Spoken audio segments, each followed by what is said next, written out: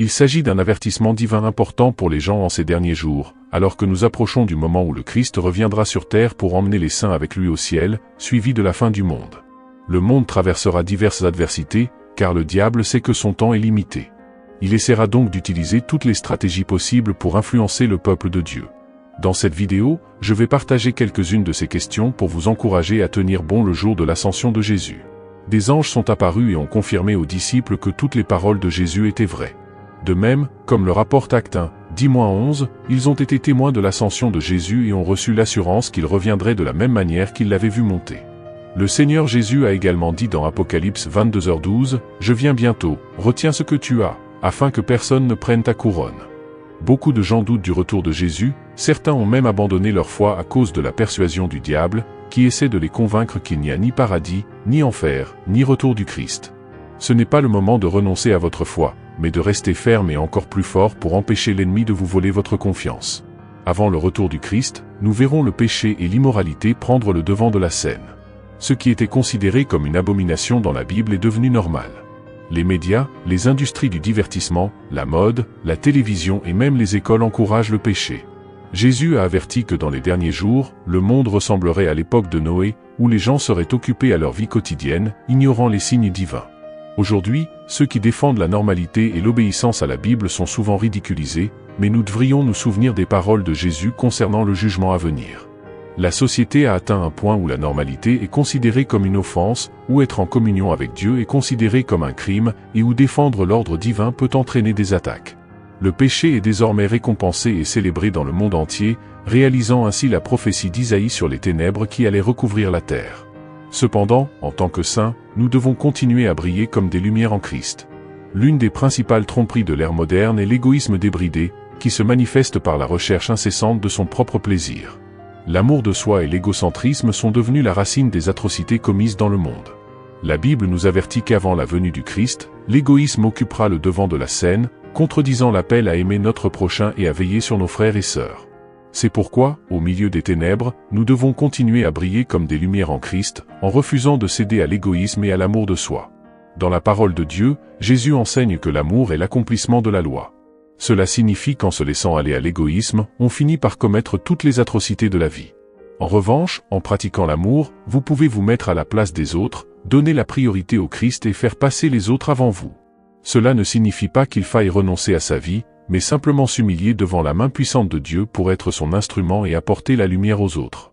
Cela signifie que vous devez trouver votre intégrité dans le Christ et être prêt à vivre pour quelque chose de plus grand que vous.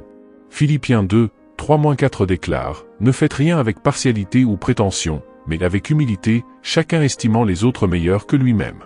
Que chacun n'estime pas ses propres choses, mais que chacun estime celles des autres. » Chers chrétiens, l'amour reste la voie du Christ. Restez fermement, car l'amour de nombreux chrétiens se refroidira, comme Jésus l'a prophétisé.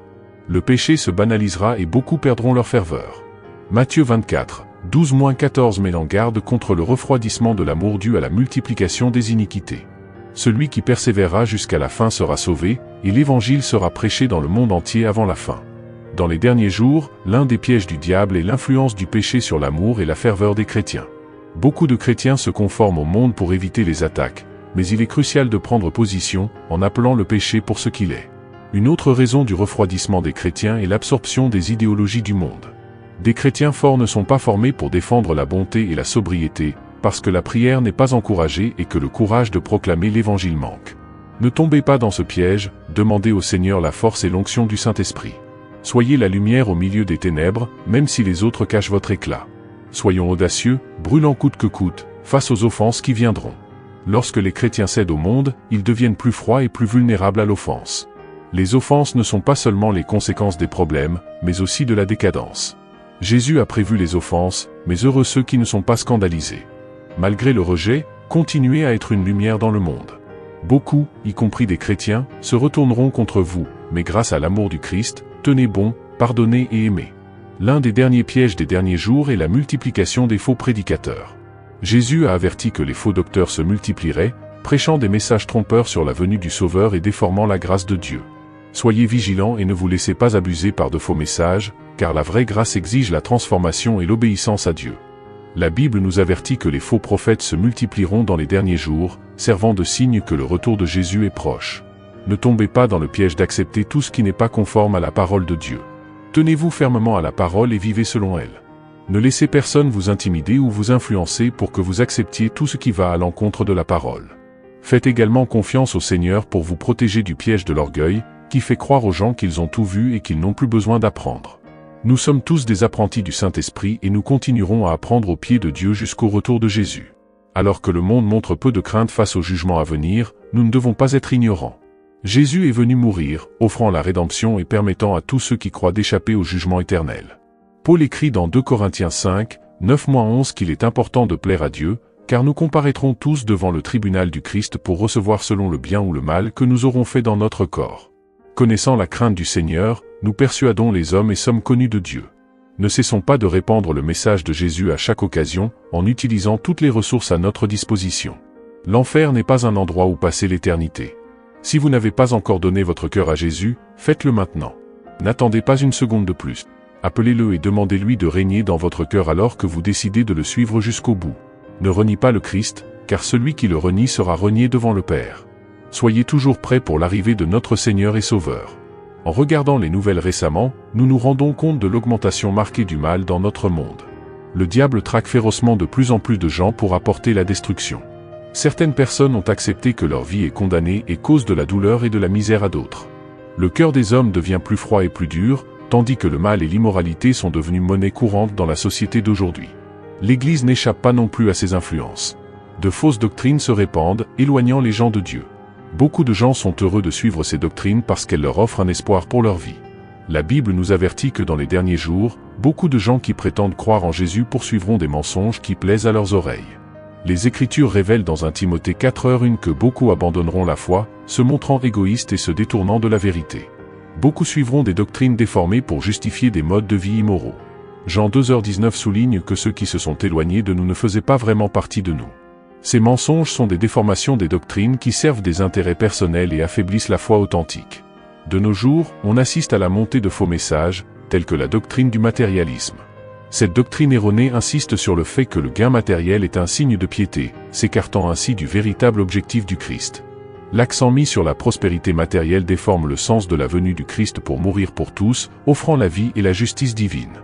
Restez vigilants et fermes dans la vérité, en évitant les pièges du monde et en suivant le chemin de Dieu. Cela signifie-t-il que Dieu ne peut pas bénir un homme? Certainement pas.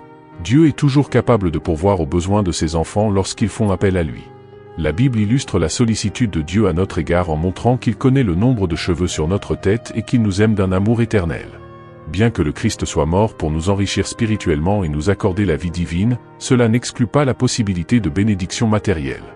Cependant, l'accent ne doit pas être mis uniquement sur la prospérité matérielle, mais sur la richesse spirituelle et la vie éternelle que le Christ offre, en nous libérant de la mort et de la destruction, et en nous apportant la paix, l'absence de culpabilité et de condamnation. Il est essentiel de comprendre que le seul moyen pour un homme d'être considéré comme juste est le Christ Jésus et son sacrifice. Le Christ accorde la justice à tous ceux qui croient en lui, comme l'indique Romains 3:22, cela lui a été imputé à justice. Ceux qui prétendent être justes sans l'aide de Dieu sont des hypocrites, orgueilleux et vains, qui récoltent les fruits de leur orgueil et de leur arrogance. Certains déforment la grâce de Dieu, l'utilisant comme une excuse pour un comportement immoral.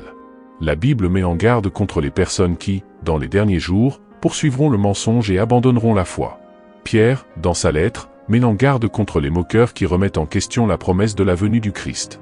Nous devons être attentifs aux signes des derniers jours, car ce sont des avertissements bibliques. Dans 2 Timothée 3, 1-6, Paul décrit les temps difficiles qui surviendront dans les derniers jours, caractérisés par l'égoïsme, la cupidité, la vanité, l'orgueil, le blasphème, la désobéissance, l'ingratitude, la grossièreté, la cruauté, le manque d'amour et la trahison. Ces signes se manifestent de plus en plus dans la société actuelle. Pour identifier ces signes, nous pouvons observer l'accomplissement quotidien des anciennes prophéties, avec des nations qui s'élèvent contre d'autres nations, des crises économiques, une augmentation des maladies, des crimes et des destructions. La liberté d'expression et le culte du Christ sont menacés, et l'amour pour les choses de Dieu et pour les autres se refroidit. Dieu nous avertit de rester vigilants, car le mal incité par le diable atteint son apogée. Pour rester en sécurité jusqu'à la venue du Christ, nous devons rester fermes et ardents dans la foi, prêts à relever les défis et à préserver notre intégrité spirituelle. Lorsque le Seigneur reviendra, il y a des avertissements que les saints de Dieu doivent respecter afin de rester en sécurité, fermes et fidèles dans les derniers jours. Nous devons constamment étudier et méditer la parole de Dieu. Chers bien-aimés de Dieu, avez-vous remarqué que dans les derniers jours, on teste la compréhension de la parole de Dieu par un enfant de Dieu? Le règne des fausses doctrines et des faux docteurs n'aurait aucun effet sur un croyant qui est complètement enraciné et fondé dans les doctrines du Christ. Il est entièrement équipé et capable de s'opposer fermement aux fausses doctrines et aux faux enseignants. Il faut que vous sachiez que plus vous connaîtrez la parole de Dieu et plus vous y consacrerez votre cœur, plus vous serez ferme et engagé dans la foi de notre Seigneur Jésus. Une autre chose que nous devons faire pour tenir bon est de nous consacrer à la prière. La Bible nous révèle le secret de l'édification sur le fondement de notre foi très sainte, tout comme un bâtisseur construit une maison en posant un bloc sur un autre. Jude, chapitre 20. Mais vous, bien-aimés, construisez sur la foi très sainte, en priant dans l'Esprit Saint. Un croyant qui aime prier régulièrement voit sa foi fortement édifiée par l'aide de l'Esprit de Dieu. Jésus, la nuit précédant sa mort, a dit à ses disciples de prier pour ne pas tomber en tentation. Jésus voulait leur enseigner, et à nous aussi, que ceux qui prient ont plus de facilité à résister à la tentation. Frères, le niveau d'attraction du péché dans ces derniers jours ne peut être surmonté que par un homme consacré à la prière. Dans l'épître de Paul, nous le voyons nous montrer comment la prière peut être utilisée pour qu'une église entière reste parfaite dans la volonté de Dieu. La conclusion est que sans une prière incessante, nous ne pourrons peut-être pas vraiment l'emporter dans ces derniers jours. Dieu parle donc à votre cœur aujourd'hui. Priez et soyez très intentionnels à ce sujet, car votre survie dans ces derniers jours en dépendra. En ces derniers jours, nous sommes sérieusement avertis par la parole de fuir toute forme d'injustice et de ne pas fréquenter des personnes injustes. La Bible enseigne que les mauvaises fréquentations corrompent les bonnes mœurs. La fréquentation de personnes impies et injustes ne nous aidera jamais à construire notre foi en Dieu. Au contraire, elle la détruit et nous oblige à lutter pour vivre le genre de vie qui plaît à Dieu en ces derniers jours. La Bible nous avertit de ne pas être trouvés parmi les ouvriers d'iniquité ni de nous asseoir dans le camp des impies, mais de chercher à être dans le rassemblement des croyants. Afin de ne pas vous laisser entraîner par les tromperies et les pièges de ces derniers jours, il est important que vous vous assuriez que ceux que vous gardez autour de vous aident à améliorer l'état de votre vie, en particulier en vue du ciel. Ne soyez pas parmi ces saints qui ont perdu leur équilibre et se sont éloignés de Christ à cause de leur mauvaise fréquentation. Et bien aimés, à cause de la gravité et de la difficulté des derniers jours, Dieu nous dit dans sa parole de ne pas faiblir ni perdre courage, mais de nous accrocher à la grâce qu'il nous donne, qui est capable de nous empêcher de tomber. Il est toujours à nos côtés et avec nous jusqu'à la fin. Soyez donc assurés que nous ne serons jamais seuls, car nous l'avons. Je prie pour que, dans ces derniers jours, Dieu vous accorde la grâce de rester plus fidèle et parfait dans sa volonté jusqu'à la fin. Je vous prie d'agréer, madame, monsieur, l'expression de mes sentiments les meilleurs. La Bible dit, le protecteur d'Israël ne dort ni ne sommeille. C'est l'une des assurances les plus retentissantes de protection et de victoire pour le peuple d'Israël, promise par Dieu dans le livre des Psaumes, chapitre 121, verset 4. Ces paroles étaient aussi vraies à l'époque qu'elles le sont aujourd'hui. Face à un torrent de guerre et d'adversité, la parole de Dieu reste une lumière qui éclaire le chemin de son peuple et lui donne l'espoir de la fin. Le 7 octobre 2023, il s'est passé quelque chose d'inoubliable, qui a choqué le monde, ébranlé la nation d'Israël et même amené certains à remettre en question la promesse faite par Dieu à son peuple bien-aimé. Cet événement a marqué le début d'une guerre comme Israël n'en a jamais connu dans les temps modernes, près de 50 ans après sa dernière guerre officielle, la guerre du Kippour en 1973. Il s'agit d'un type de guerre différent. Il ne s'agit pas d'une guerre conventionnelle entre pays et armées. Cette fois, il s'agit d'une attaque barbare lancée par des terroristes et des fanatiques, en particulier le Hamas, le groupe islamique radical qui contrôle la bande de Gaza. Ils ont mené une attaque implacable et multiforme contre Israël, par terre, par mer et par air. Ils ont également infiltré le territoire israélien par des tunnels et des bateaux à la recherche d'otages et de victimes. Passant de maison en maison, de porte en porte, ils n'ont fait preuve d'aucune pitié, compassion ou humanité. Ils enlevaient et tuaient tous ceux qu'ils rencontraient. Le nombre de morts est stupéfiant et les blessés se comptent par milliers. La dévastation est immense et les horreurs dépassent l'imagination. L'ampleur et l'intensité de cette attaque étaient sans précédent, ce qui a contraint le premier ministre israélien Benjamin Netanyahou à déclarer qu'il s'agissait d'une guerre. Mais attendons, répondons à la question sur cet ennemi. Qui est exactement le Hamas et pourquoi attaque-t-il Israël? Le Hamas est un groupe terroriste financé par l'Iran, comme l'a ouvertement confirmé l'Iran lui-même. Ce n'est plus un secret pour personne. Au fil des ans, l'Iran a clairement fait savoir que l'un de ses objectifs ultimes était d'effacer Israël de la surface de la terre. Ces propos ne mettent pas seulement en évidence une menace claire à l'encontre d'Israël, mais démontrent également que Jérusalem est au centre de toutes les attentions. Vous voyez, rien de tout cela n'est vraiment une coïncidence. En fait, la Bible a prophétisé à plusieurs reprises depuis des milliers d'années que Jérusalem occuperait une place importante dans les événements de la fin des temps.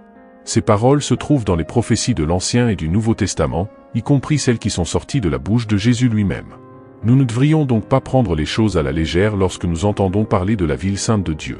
Au fil des ans, nous avons vu nation après nation, peuple après peuple, s'élever contre Israël. Même à des époques où il semblait que les ennemis avaient gagné et détruit le peuple, même lorsqu'Israël avait tout perdu, y compris sa propre terre, Dieu est toujours intervenu en sa faveur et l'a restaurée. Si vous prenez un moment pour considérer l'histoire, vous verrez que la parole de Dieu parle de la dispersion de la nation d'Israël et de sa restauration. Regardez ce qui est écrit dans Ézéchiel, chapitre 37, verset 21. Ainsi parle le Seigneur, l'Éternel. Voici, je prendrai les enfants d'Israël du milieu des nations où ils sont allés, je les rassemblerai de partout et je les ramènerai dans leur pays.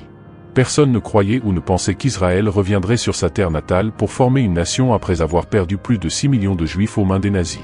Cependant, le 14 mai 1948, 3 ans après la fin de l'Holocauste, Israël a été reconnu comme une nation et a rené conformément à la parole prophétique que Dieu lui avait adressée dans Ézéchiel.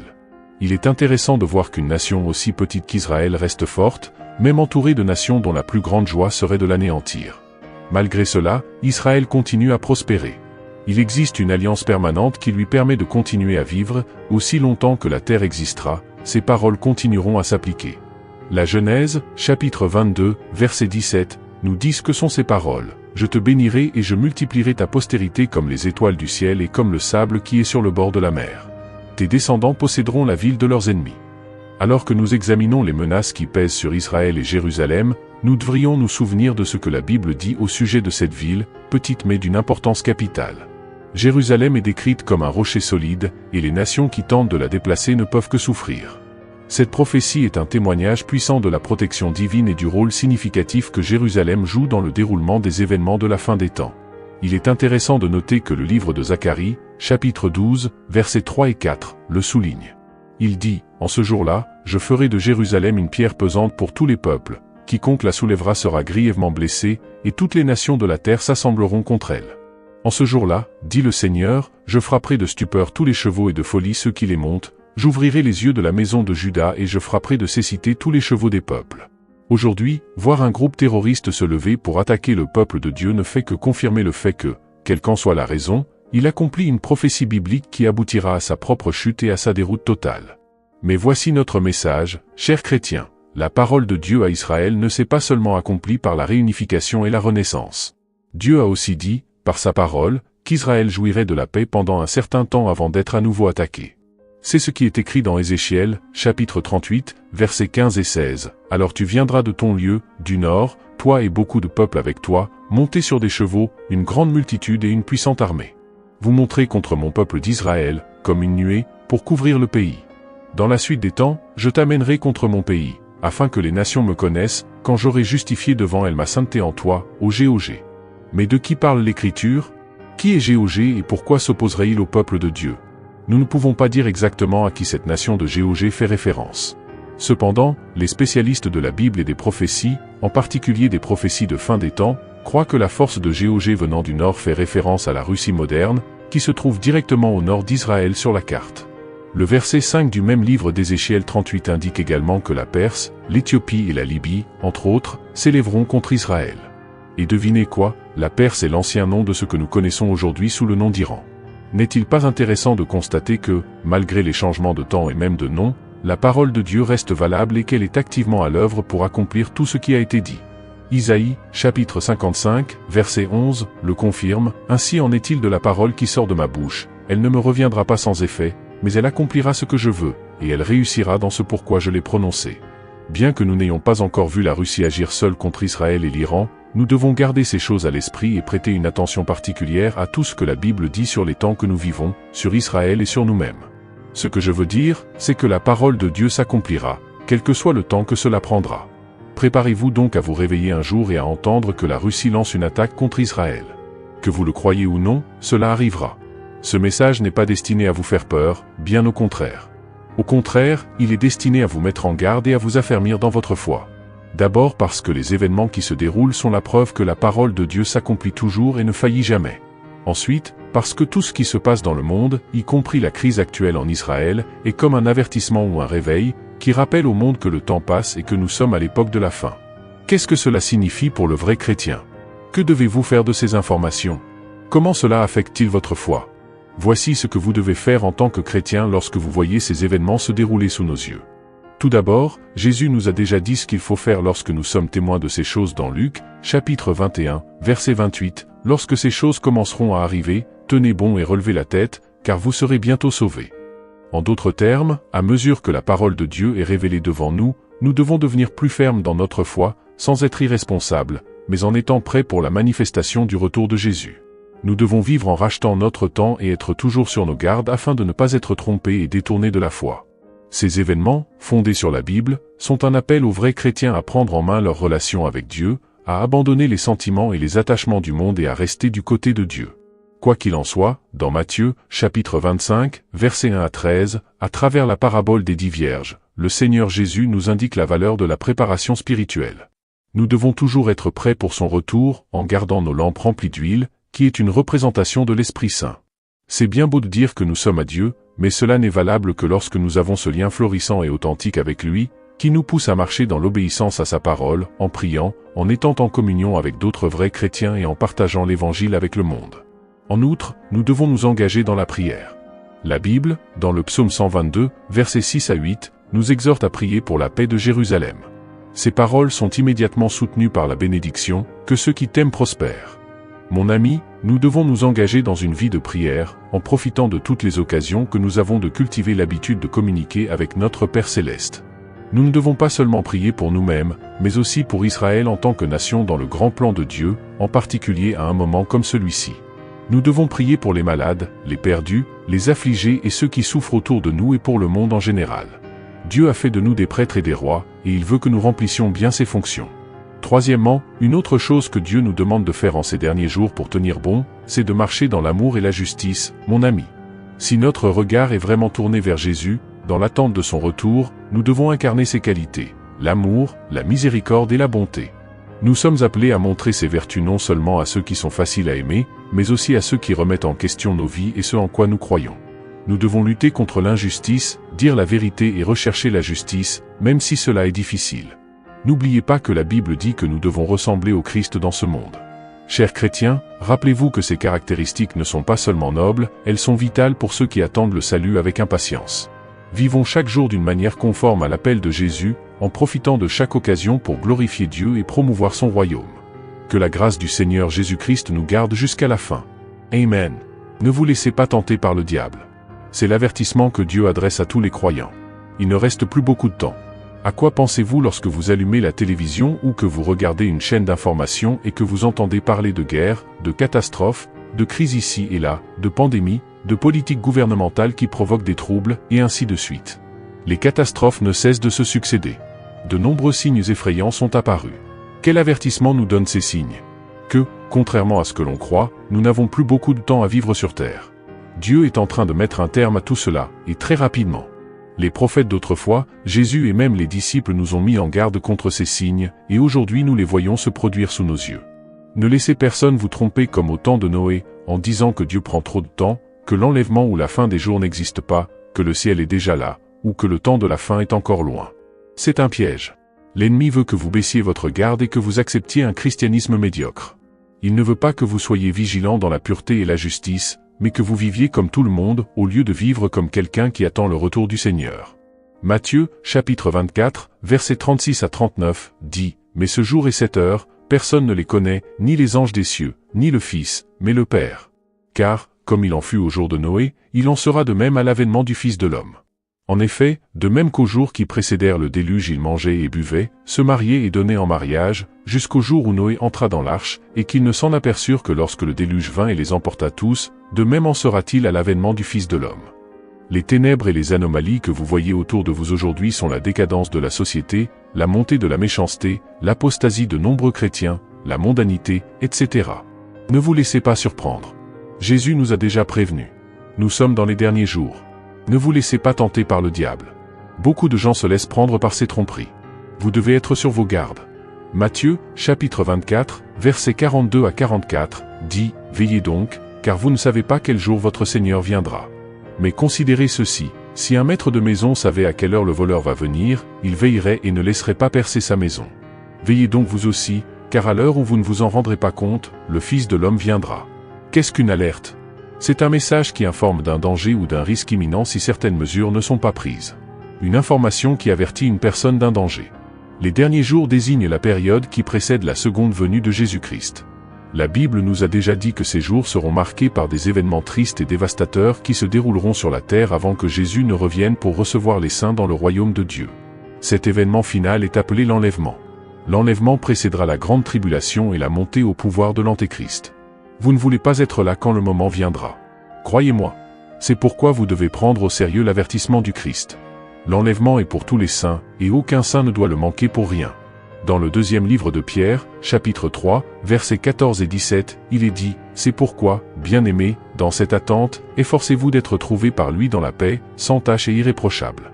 Vous donc, bien-aimés, avertis comme vous l'êtes d'avance, prenez garde que, entraînés par l'erreur de ces indisciplinés, vous ne tombiez dans l'inébranlable.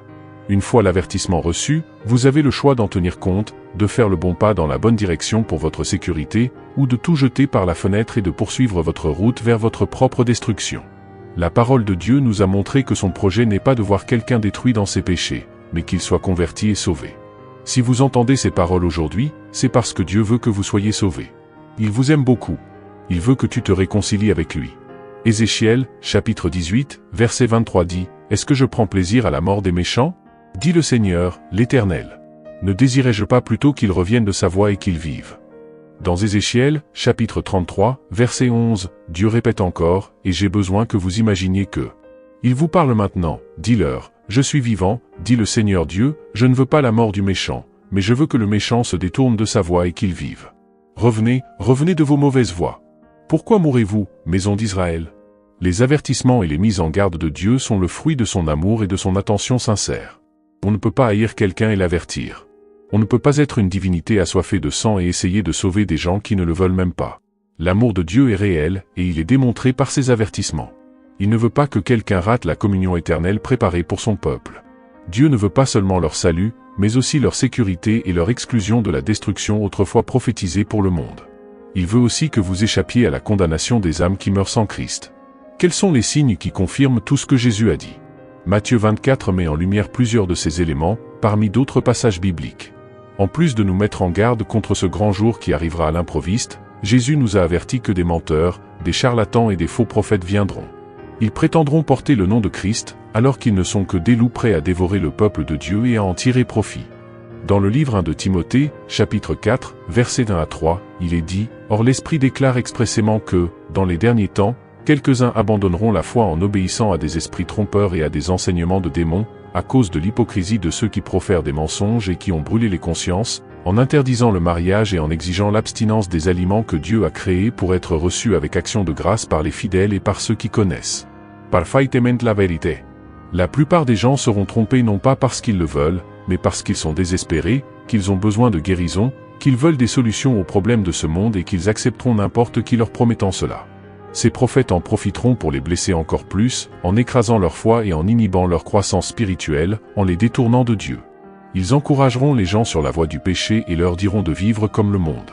Et comme beaucoup de gens ne sont pas disposés à suivre la vérité, ils suivront ces faux enseignants. Ainsi, ils perdront la présence de Dieu, leur amour pour Dieu se refroidira et ils s'éloigneront.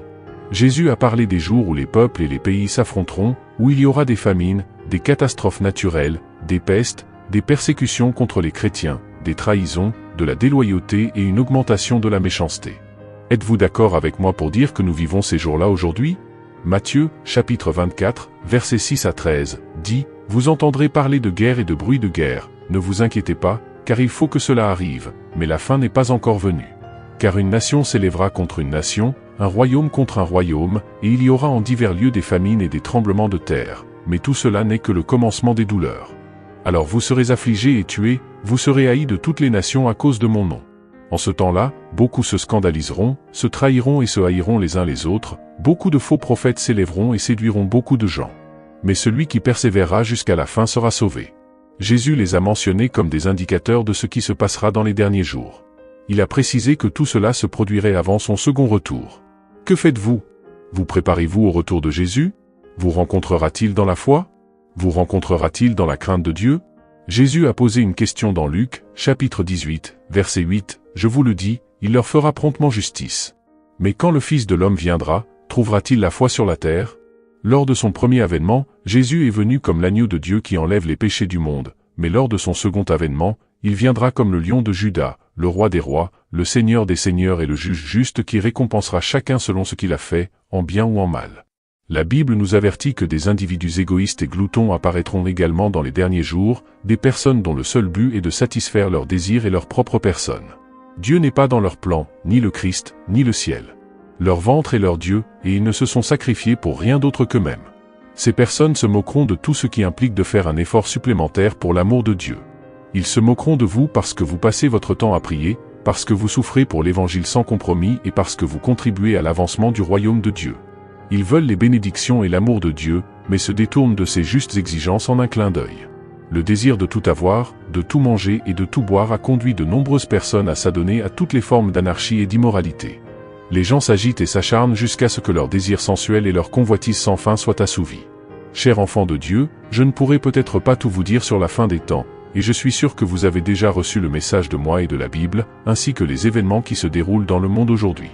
La parole de vérité est à la disposition de tous, mais beaucoup ne cherchent que ce que leurs oreilles désirent et ce qui satisfait leurs désirs égoïstes, préférant faire le mal délibérément plutôt que de se laisser guider par le Saint-Esprit.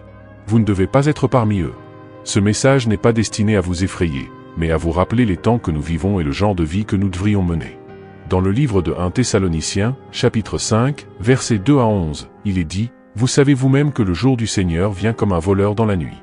Alors que vous marchez dans la paix et l'assurance, voici qu'une destruction soudaine vous surprendra, comme les douleurs de l'enfantement sur celle qui va être délivrée, et vous n'échapperez à rien.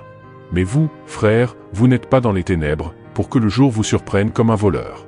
Car vous êtes tous des fils de la lumière et des fils du jour. Nous ne sommes pas de la nuit ni des ténèbres. Ne dormons donc pas comme les autres, mais veillons et soyons sobres. Ceux qui dorment la nuit et ceux qui s'énivrent la nuit. Mais nous, qui sommes du jour, soyons sobres, revêtus de l'armure de la foi et de la charité, et prenant pour casque l'espérance du salut. Car Dieu ne nous a pas destinés à la colère, mais au salut par notre Seigneur Jésus-Christ, qui est mort pour nous, afin que, soit que nous veillions, soit que nous dormions, nous vivions en union avec lui. Consolez-vous donc les uns les autres et édifiez-vous mutuellement, comme vous le faites vous-même. Frères et sœurs, nous avons une glorieuse espérance en Christ. Si nous nous réalisons avec lui, en marchant dans la foi, en nous aimant les uns les autres et en obéissant à ses paroles, dans ces derniers jours, nous ne devons pas seulement nous attendre à voir des dangers ou des problèmes, mais aussi les œuvres puissantes de Dieu. Dieu travaille aussi puissamment comme jamais auparavant. Il a l'intention de travailler puissamment pour que le monde voie en vous un témoin et se tourne vers Dieu dans ces derniers jours. Dieu veut faire de vous un témoin, une preuve vivante de sa personne et de son royaume. L'amour de notre Père est indéfectible, c'est la raison du sacrifice de Jésus pour nous. Jésus est mort pour que la vie éternelle, la vie divine de Dieu, soit accessible à quiconque est prêt à l'accepter dans la foi et à y marcher dans l'obéissance. Ne balayons pas cet avertissement sous le tapis, mais prenons-le au sérieux. Tournons-nous vers Dieu aujourd'hui en nous repentant de tout style de vie qui ne lui plaît pas. Demandez-lui son aide, et dans la foi, faites-lui confiance pour vous améliorer. Détournez-vous de tout ce qui contamine votre esprit et attachez-vous à ce qui renforce votre foi et votre amour pour Dieu.